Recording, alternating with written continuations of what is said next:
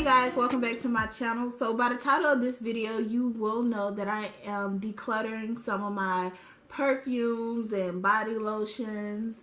And the reason why I decided to do this particular video, if you may have noticed in my last video, I am moving in a few months and I really just wanted to take time to go ahead and purge and get rid of a lot of products that I'm not using and don't plan on using and that I can do without before I move, because I do not want to pack up all this stuff and then I still don't touch it. So moving it from one location to the next location. So basically I will be doing a series of videos, if you like this video, to basically go through my things and declutter and purge all my items that I'm not currently using before I move in the next 4 months, just to get rid of some products so I can make room for new products and make more content for my channel.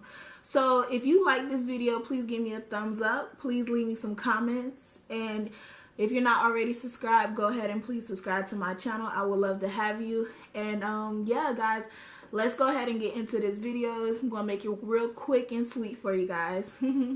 I love you guys. Bye.